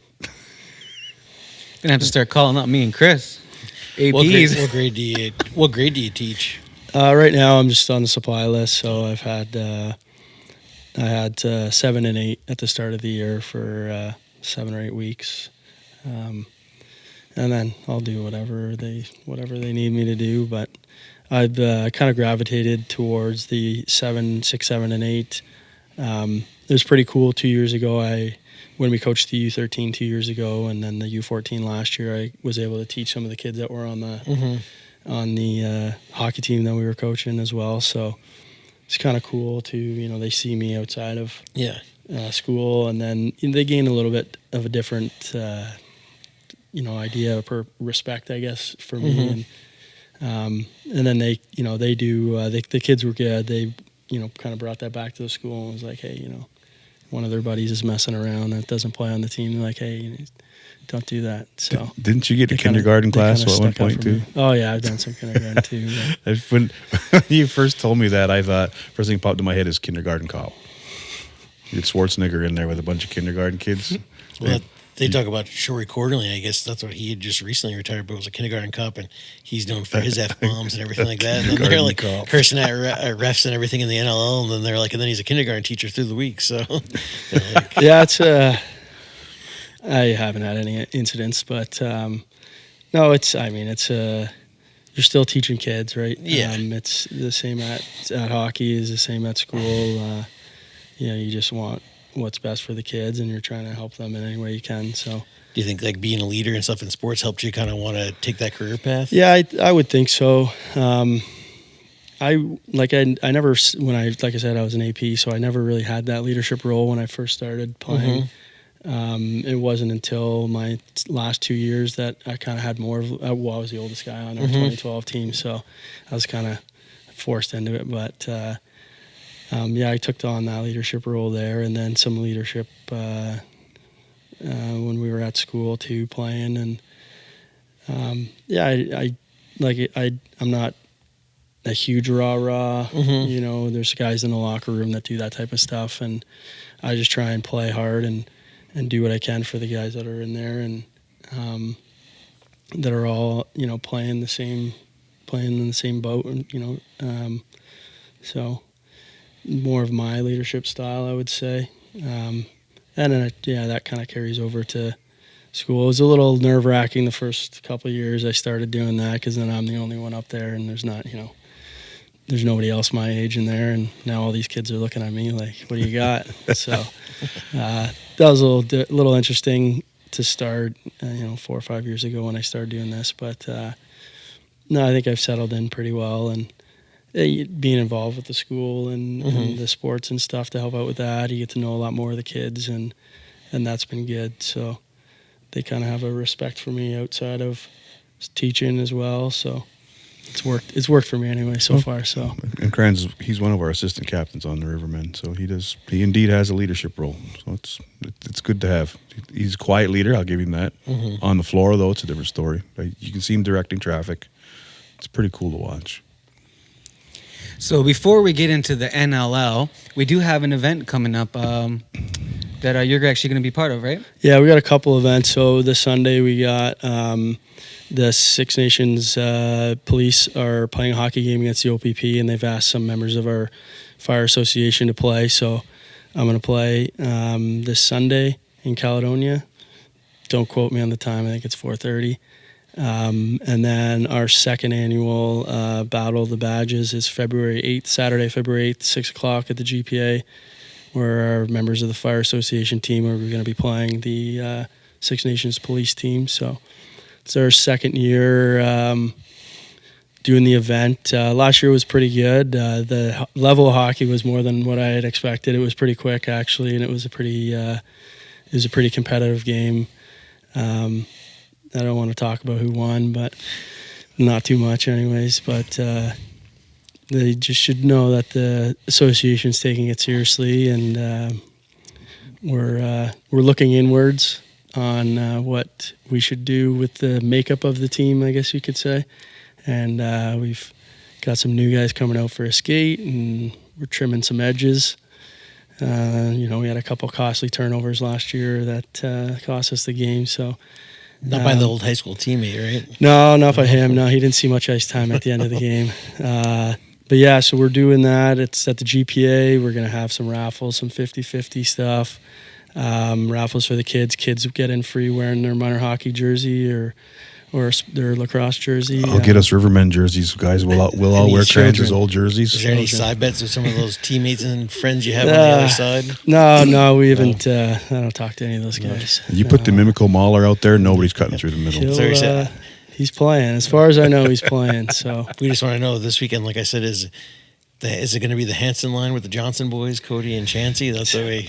I don't know. The Bash brother duo. There? Yeah, I would imagine they would want to play. OPP better watch out. Yeah, they would imagine they want to play together, but I don't know. We'll see. We'll see how it is. As long as they don't get arguing on the bench. Yeah, right? I'm not doing any defending of any decisions they make. Leave it all on the But yeah, so it should be a good time at the GPA. Fundraising for like our association is it's in its infancy stage. I'd say now it's only our second year, so we're community initiatives we want to be involved with. We do fundraising, donations to the food bank, provide more training opportunities for the guys in the association, guys and girls in the association, to try and better our staff as a whole. And anything we can try and do to give back to the community we serve is something that we always like to do. So we thought it'd be cool to do, we've been inspired by the FDNY and the police that they have their game every year. So we're trying to create something that can last and be, it's of good fun and good spirits. Like you said, I know a lot of those guys on the police team that, I played lacrosse with or hockey with over the years. And it was a good time last year. So hopefully we can get some support out on a Saturday, 6:00, not too late for everyone in February. So, But like the game this Sunday yeah, is at 4:30. Yeah, 4:30 this Sunday in Caledonia. It's the police and the fire against OPP and Haldeman Fire. Okay, and we're going to expect one goal out of you? No chance. No chance. Do you think you guys eventually get a lacrosse team going? I don't know. I know that they have tournaments. There are fire lacrosse tournaments. I don't know if we would have enough. We would probably have enough for a combined team, I think. They will host emergency services tournaments. Because I know there's Ontario Fire and Toronto Fires even starting up now, and then there's the big. Is it just I guess it's the first responders games are in Alabama this year, and then they have the field lacrosse. So yeah, well, I mean, there was even talks of on another podcast with Paul Dawson last year, I think it was, because it was in Winnipeg, about somebody says, "Is it true Rory Smith's a firefighter in Six Nations?" They're like, "Get him on the team." They're like, "Yeah, get him out there with a big wooden long pole." You'd have to ask him about that. I would love to see him do his patented pitchfork with a long pole. Yeah, they were like, "I don't know if we can take him." Well, it's the ultimate team guy. That guy 100%. That's why I love him so much. So who's your team for the NLL? I don't know. I don't know if I really have a team, I guess. Or who do you excited to see out there? I like watching Skibbs play. Getting to know him on a couple of years ago playing for the Rivermen. I think he has what teams want, right? He's got the ability to play defense. He's got speed. He's smart. He can play the game. He's a good kid. So I like watching him play. The Western alumni, Spanger, playing for the Bandits. Won a couple championships. Was a good leader at school when we played together. Played for the Southwest Cyclops as well. Shout out for them again. I remember it from those, because it's what Riverman versus Brooklyn back in the day. I remember you're like, that's my buddy from college. Yeah, he played. Maybe he'll be playing some Sr.B this year. I don't know. Yeah, maybe. But I don't know if I necessarily have a team. I just like watching and seeing the guys from around here being successful, and it's gotten so much better. With the amount of talent and the kids that are coming up, I guess it's incredible. It's fast and it's nice to watch. It's good that it's getting some more airtime on TV. A ton more airtime. Getting some more prime time spots as opposed to the 10 o'clock or 10:30 West Coast games. Yeah, I think, was it Saturday night? There was actually 2 games on right in a row. Yeah, which was pretty cool. Me and Dave were watching the game at Jake's house, and you asked Jake, "So who's the Allen Iverson of the NL?" You're like, a guy that's really good, doesn't get a lot of publicity, and then he said Dane Dobie, and Dane Dobie went out on Saturday night and had 7 goals in the Eight? Yeah, just Eight eight. total. Yeah, 7 in the fourth. So that was the most goals ever scored by a player in one quarter. And then he had the 8th goal as well in the overtime. So he scored 8 straight goals there for Calgary, and they won versus Albany. So then I told Jake on Sunday, I was like, remember you said AI? And yeah, then the rush, like you said, the talent of these guys. Zach Mans has 6 goals, 4 in the fourth. Like we were watching that, and after just watching Dane Dobie score 7 and them all talking about his record, I'm like, is Zach Mans going to break this record right now in the same kind of time slot of games? Does Shugliano play for the Rush? He still does, yep. Yeah, because we saw him at the President's Cup, and like last year he had the most saves on the year, but he faced the most shots too, though. 2 local goalies that got scored on, but hey, something can't always. They're still 2 of the best, right? So that's all that matters. Good games, overtime games, and I thought it was a bit. Georgia Rock was overtime. Yeah, that was a pretty good game. What did you guys think of the goalies going at it there? I seen a lot of people were posting that, Oh, Nick Rose having and their Dougie? input on that. Nick Rose and Dougie, yeah, I got a soft spot for Dougie. I coached him. Coached him a few times over the years. Great guy. He was a great kid. He's a great guy. Usually takes a lot to piss him off. So I don't know what was said or did. We couldn't really hear. But I didn't see that game. But whatever transacted with, I mean, people were saying that Nick Rose threw a shot at Dougie first. I didn't see it. I don't know. I can't put blame on anybody on who started that. Do a shot or like verbally?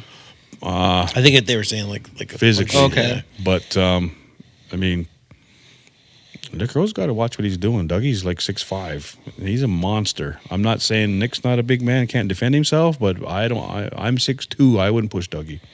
So, Rosie, if you're watching, be careful. Be careful, he Like says. Rock or Owen, and then coming in this week, then the Rock came back, but then ended up losing to Georgia in overtime. So 0-3 on the year is not. How about that Lyle Thompson goal? Yeah, it was pretty sick when he jumped behind somebody. People were saying, "Rose, you can move." You know, I seen a couple people share the post. Glad but- you said that. Yeah, But it's true. He Yeah. just stood there like, and then they're dealing with a lot of injuries. The Toronto yeah, Rock, so. for sure. They got guys out on both ends of the floor. No Chandler Rogers, Terrell Harris, Schreiber wasn't playing this week. TD Erlin's hurt. And Yeah. sometimes, hey, you just got to have that next man up mentality, right? And somebody else has got to step up. And And how about Zeddy yeah. scoring from behind the net too? Another dunk. Also, remember we were talking too on Friday. I said I seen on Twitter somebody kind of slowly break the news that he was getting probably traded to Philadelphia Water Dogs, and then Monday the PLL announced that. So that's a big pickup there for the Philadelphia Water Dogs and PLL. They said they went from one of the smaller attacks to then now having a guy that was once trying out for the Buffalo Bills. So Yeah, yeah. Imagine that. Imagine if Zeddy would have made the Bills. I would almost have to become a fan of the Bills because I'm not. I don't care what you say. I don't like the Bills. Don't like the Bills. Don't like the Bills. So what do we think about it's getting more airtime. I see a lot of things going on social media. How do we think is lacrosse growing? Because again, this is what we're trying to do. So how could we get you're coaching youth and hockey players. How can we get these youth hockey players to now transition to play lacrosse so we can grow the lacrosse? Yeah, I don't know. I think the exposure is good if it's on TV for them to see. On social media is a big thing for them. They're all on, whatever platform, so they can see highlights and see the pace of the game. And I don't know what the right answer to that would be. I guess the availability to wherever they live to play, to get into a league to play. So. I know that lacrosse, maybe 10 years ago, was deemed the fastest growing sport in the world, and it had that title for probably about 5 years. I don't think it slowed down because there's even, I just was reading, lacrosse is really growing in Africa, and I think it might be Uganda that's actually hosting a lacrosse tournament. So to hear that. Whereas 5 years ago, there was a call out and they showed these players basically with 30-year-old pads, 30-year-old equipment, because they don't have the equipment there and people were just donating to, now they have a national team. World Lacrosse posted today they went from like 58 countries 7 years ago to now 92 registered countries. Another thing I was going to say too, a lot of pro athletes, Eli Manning, Drew Brees, they all have like their kids play sports and they'll talk about it. Like this week on Spit and Chicklets, Keith Yandel, retired NHL player, still from Massachusetts but plays for Florida, so he still lives in Florida, got talking about, Keith, what were you up to this weekend? He's like, I was at my daughter's field lacrosse tournaments, and he even got talking about how they had to play a team from Canada.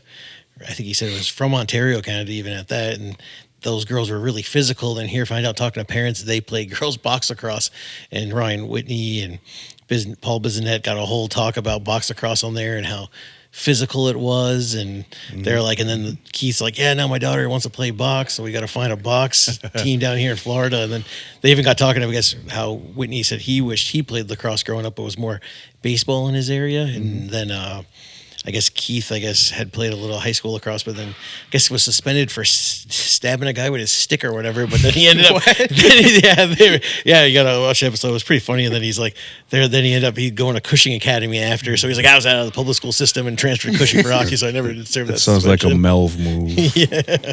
No, but look, it's growing. Like a few years back, I want to say maybe 7-8 years ago, right here locally, WWE Hall of Famer Mick Foley stopped in at a local business, and I was there, and I had my Six Nations U16 fall field hoodie on, and he's like, "Hey, I used to be a lacrosse goalie," and so we were talking about that, and now there's a video. So I'll tell you a crazy story. So one of our high school coaches, Keenan, played high school lacrosse with Mick Foley, and he came to our high school and talked to us, and he literally said he used to stand like in the crease before the game and eat a live worm just to psych the other team out. Like, this is a true story, because they all went to high school with, like, I don't think Kevin James played. I think they were on a wrestling team together. Yeah, King of Queens. They were all at Ward Melville Kevin High School. James, like the actor? Yeah. They all like went to the same Ward Melville High School, Ward Melville Patriots, and they are a big lacrosse team. But he was just football and wrestling. Kevin, and I think shout out to Kevin James. Mick Foley was a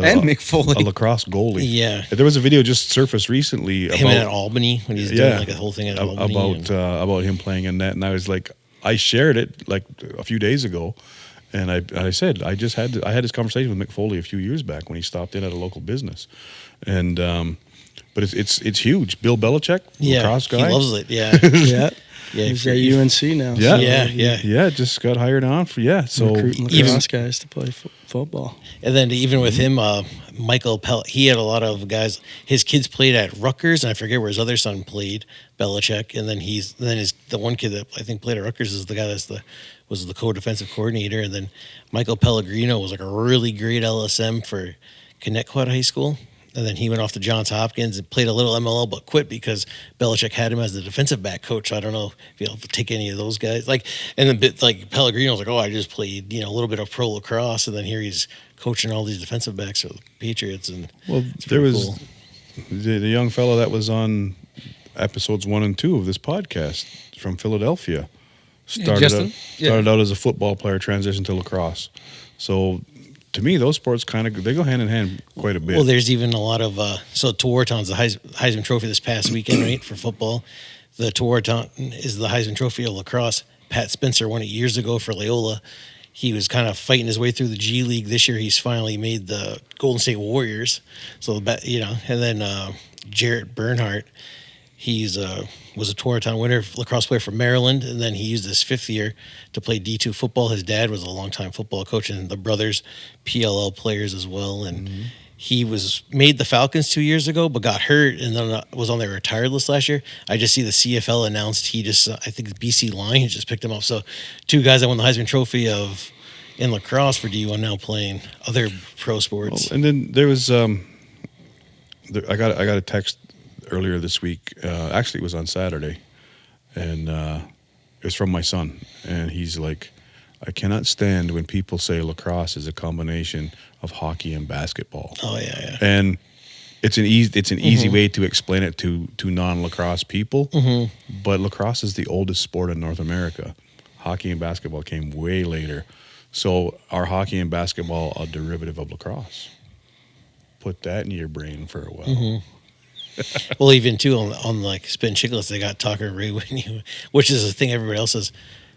Those guys fight in sneakers when you watch box lacrosse, right? Like, you know, he's like, those things aren't on skates. He's like, right. And then anytime I've ever shown a box lacrosse fight, the guys there, like, it's like a street fight. You know what I mean? Like, it's tough game. What's the strangest thing you've ever seen in a lacrosse fight? You ever see someone just leg kick someone? When I played Just minor, like sweeps or anything. I played minor in Brantford. I was midget age, which is what, U17 now. I don't know if this guy will ever see this podcast. I don't know. His name's Jamie Rohr. Was a super great athlete when I was younger. So he's got to be the same age as me, 53, going on 54. Was throwing uppercuts and they weren't effective. So he grabbed the guy by the back of the head and kneed him in the face. Yeah, I've seen that. Yeah, so I was like, whoa, what? That's new. But that's probably that, and I just seen a video today. Bill O'Brien, you know how he wore the GoPro. So you saw his point of view, and he was fighting this guy, and then there was another camera angle from a different spot, and the guy he was fighting, well, Bill's throwing bombs. The guy's clubbing Bill side to head with a stick. There's this video of one of those where they were playing the snipers years ago, and he asked the guy, "You want to go?" And the guy's like, "Nah, I was just out last night." He's like, "Oh, all right." And then he's kind of Krantz out there with mucking it up. Anything strange happen? No, not to me. I no. I didn't want to get punched in the face. I didn't like the idea of letting somebody else punch me in the face. So, we had guys whatever team I played on, and we had guys that were more than willing to fight. So, I never really had to get into it. You got to be like Mr. Miyagi. The best defense is no be there. Do you like not that Timmy Bomberry would be. He worked out at the House of Pain for a couple of years, and he taught me all his tricks, and he's been waiting for me to use it for. He's been waiting for 10 years. For 10 years, probably. Every game, he's like, use it. He It's your wants to see time. it, Do you feel that locker room camaraderie and everything that with the fire association and kind of some Oh similarities? yeah, and stuff? yeah, absolutely. Yeah, there's it's everyone is one for one common goal, right? It was an easy transition when I started doing it to do that, and you're relying on other people to help somebody who needs it. So the camaraderie's there. It's the locker room kind of mentality, and we have a lot of people that were great athletes that still play sports. Emily played for the women's team. Obviously Rory had a career playing, and we got lots of guys that play and good hockey players, and so Somebody was just telling me not long ago, might have been this week, that Rory's brother, does he play for Vegas? He did before. Now he's on the Rangers. Okay. And the other brother's on Dallas. It must have been the Dallas game. They were just talking about how commentators were talking about at the NHL game. We're commentating. We're talking about Rory, and the one commentator had to explain to the other one who Rory was and his whole lacrosse career and Man Cups and NLL and what he's known for. And Like I said, years ago, there used to be like those 24/7s, like going into the Winter Classic, and it was the brother Brandon Smith when he was with Detroit at the time, and they go to his parents' house and they got talking about like him, and then Riley's at the time, I think he was on Boston maybe, and then they're like, oh, and then their other brother Rory plays pro lacrosse, and the picture was actually of him with the Man Cup in his Chiefs jersey that the parents had next to both brothers' NHL jersey. So that was cool seeing that on HBO. And like it said, more exposure for lacrosse, right? Maybe somebody's like, hey, what's that? Wonder if they got clearance for that. They're just like, no, they don't care. They want the exposure. well, I was just the book that we had at the barn. Yeah. By Brenner. I didn't know Rory and his brothers were a whole chapter in that book. So I stood there. Whoever won that book, I'm sorry. I read the book before it went out because I read that chapter on Rory and his brothers. Yeah, like I said, that book, that's like by Terrell Back Publishing. It's a really good book, and it's got a lot of good stories in there about different personnel players and stuff like that. So, what can we expect coming up? 2025 Rivermen. Before we get out of here, what can we expect? I first want to say that I'm really thankful that Kranz is here because you guys kind of always outnumber me here when it comes to teams. So I'm glad that we outnumber or at least make it even now. I can't get Grand River Warriors. Play on a team. How do I outnumber? I can't get Grand River Warriors thrown in my face all the time now. Let's go Warriors. Warriors on 3. You just gotta give me a Riverman shirt. So, but no, it's what can we expect for the Rivermen? I'd like a hat. I'll rock a Riverman hat. We'll see. We'll work on that. I don't even have one of them. So Right? But you got a helmet. And how many gloves are there? Or is it just the one from last year? Just hanging one. around? I fully expect a repeat of being OLA champions. I mean, you can correct me if I'm wrong, Kranz. You've been with the team longer than I have, but has the Rivermen not been in the OLA final every year of their existence?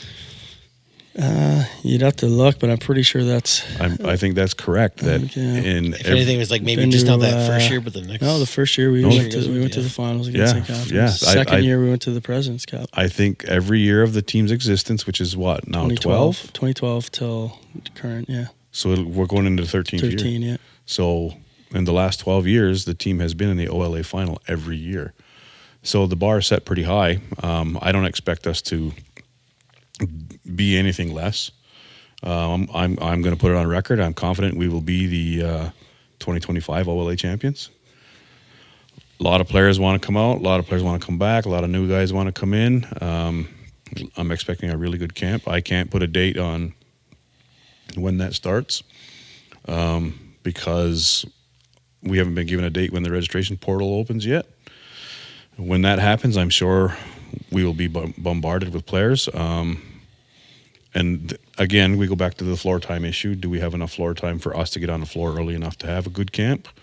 We do have dry land training. We'll book that when we get closer.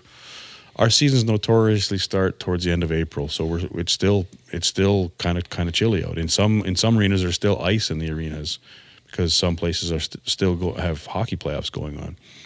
So we'll probably start end of April. I want to get something going beginning of March at least. What that looks like, I can't predict right now, but that's my expectations. Nothing less than the OLA championship and go to the President's Cup and bring that back home as well. Now, when you get to the President's Cup, you're gonna have to go against those Warriors, though, because they're gonna do something, man. They're gonna have some players out there. I'm telling you. You just gotta hire Day as the DJ, and he'll be all for you. Oh guys. yeah, motivation, man. Here's the thing. I hope the Grand River Warriors are at the President's Cup, but they got to worry about Allegheny, not us.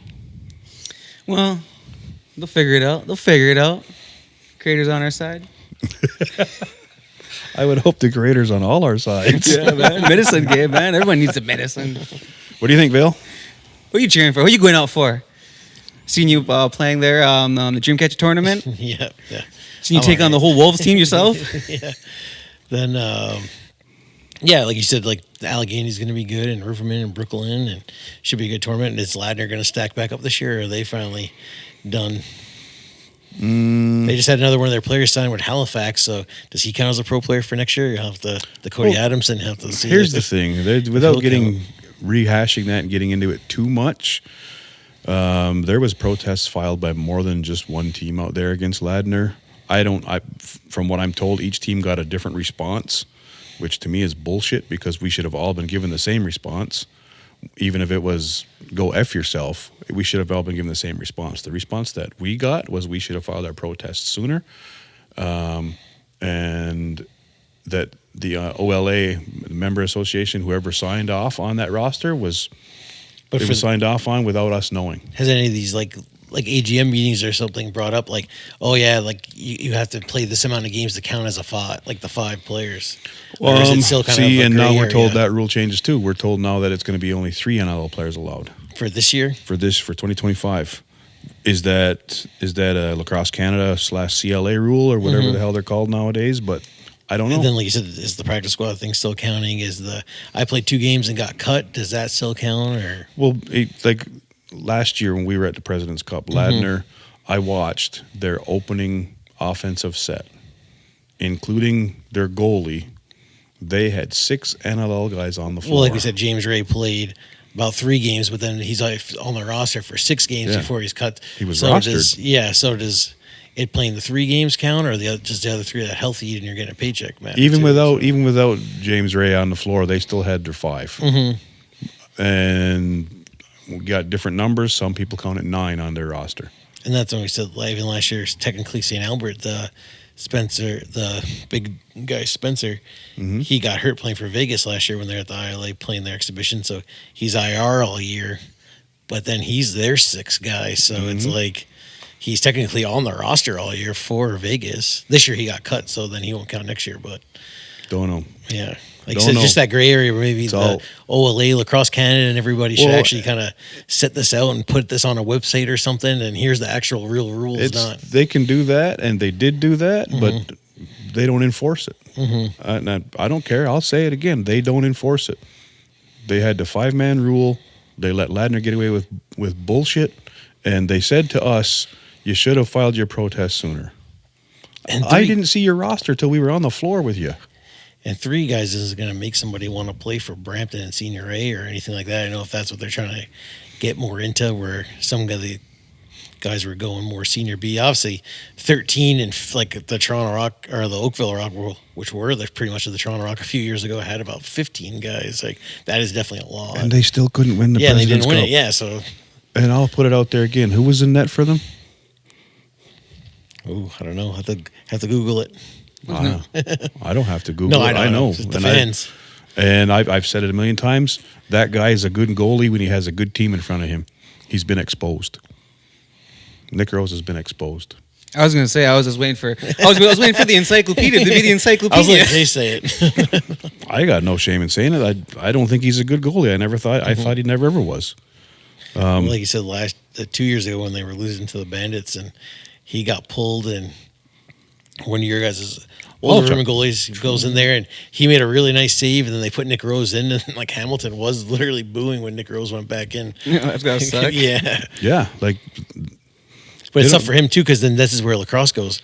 His full-time job is running the Oakville arena, and how convenient. Then Dowick is his landlord, and that's where lacrosse world gets it's a little different than when you're playing NBA and the guy's just your GM. He's not your boss and your landlord and everything like that. So it's like ties are run deep. Too much friends, too much nepotism going on in every league. I hate it. Personally, I hate it. Well, like you said, even with the NL, how much is that of this team's mostly Peterborough and this team's mostly Orangeville, just because that's where those coaches or GMs are from? Well, you even saw it in minor in Team Ontario selections, and it goes on too with what is it called now, the minor system, Team First Nations.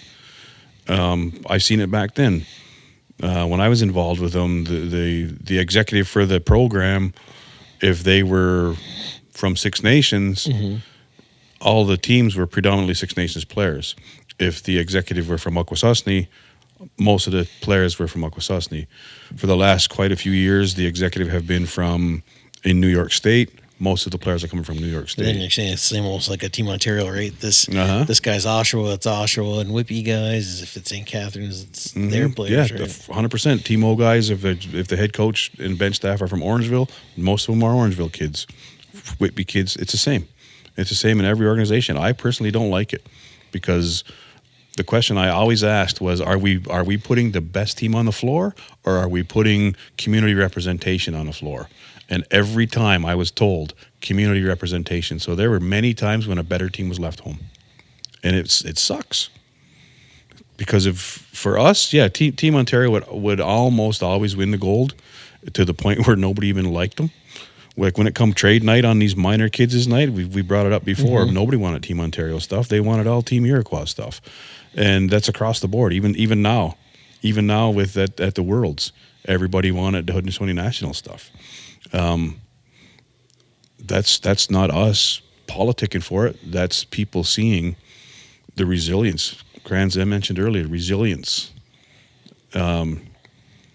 We pick from a very small pool of players for the Haudenosaunee Nationals, for the Team First Nations, for whatever.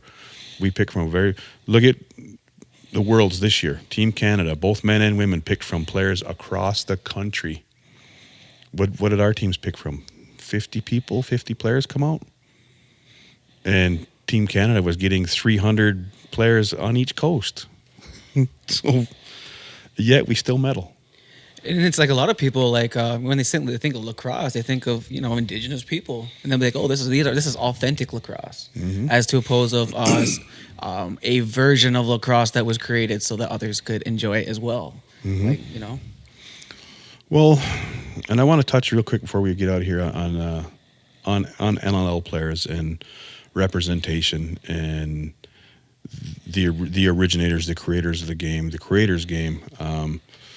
We had got some feedback from a dad in Lebanon, Tennessee, and he has a special needs son whose favorite player is Lyle Thompson. He had taken his son to a game in Georgia.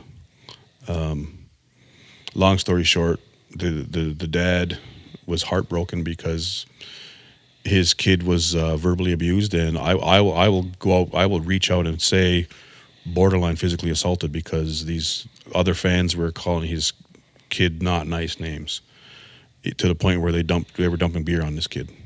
He's 13 years old. He has cerebral palsy. He's severely autistic. His favorite player is Lyle Thompson. That's why they went and took him to see Lyle. So when Lyle scores, this kid gets excited, and the other fans are making fun of him. They dump beer on him. Told this dad to take his. I don't know. I want to say it, but I don't want to say it because it just makes my blood boil. This dad also informed us, and this part made me cry more than once, that this podcast helped his son beat cancer. And to me, that's we're doing something right. I know it's getting close to Christmas. We just come out of a postal strike in Canada. This young man has said his two favorite teams are the Rivermen and the Chiefs. He's asked us for merchandise. He's asked for Creators Game podcast merchandise. I reached out to the other people in the executive of the Rivermen. I'm hoping to supply them with Rivermen stuff as well. I've talked to Chiefs brass about getting Chiefs apparel. I don't know what that looks like. I don't know whether we're going to try to mail this, whether we're going to try to UPS, I don't know. Myself personally, I want to hand deliver this stuff to this young man. So at some point, it's Christmas holidays.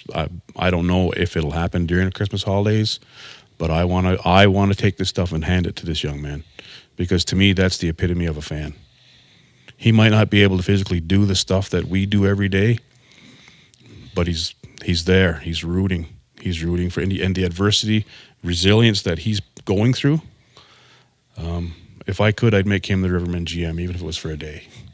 I'd let him make the first selection or first cuts, as they say. I don't know. My heart goes out to this young man, and if you're watching, we'll get you your stuff. Yes, sir. We'll get you your stuff. Do we have any last-minute comments here? Any other? Just like to say, wrapping out 2024 was a good year, but I think 2025, and we got big things coming, and should be more exciting on and off the floor, right? Yeah, I just want to thank all the fans, all the listeners, all the lacrosse people out there who enjoy the show. Thanks for tuning in. And there's been a lot of people reaching out to us, and we've had a lot of really good positive feedback. So many comments of people just saying that, you help me stay sober, or you give me something to listen to. Me and the father and son listen to this show on their drive to wherever they're going to play lacrosse or whatever. There's so many reasons, or so many ways that we're trying to help in any way, shape, or form with the Creators Game. And again, lacrosse is all about medicine. It's all about giving back to the community, giving back to the people. That I was getting texts praising the podcast just while I was on my way here tonight. So yeah, it's. Without the fans, we wouldn't have what we have right now. Like you said, you still, if local and stuff, you still got shirts available, and we're $25 and like on Sunday we'll be at ALL, ILA. We also, you can go shop at www.shop.beyondpride.com. Get some Creators Game merch. We have a lot of cool things that want to get going in 2025 and really just get out and we can get out there and help some people grow this game, but also grow the medicine that it gives as well. For sure. Kranz, Absolutely. Thanks for having me on. It was a blast. I enjoyed it. And thanks for having my back. These guys didn't pick on me so much. Thanks for coming on. And we'll be out there rooting you on for both hockey games coming up. And I appreciate it. Can't wait to see you on the floor again this summer. With our Kranz Rivermen jerseys. Perfect. All 3 of them. And I'll be expecting that goal. All right. Thank you guys for tuning in to the Creators Game, episode 18.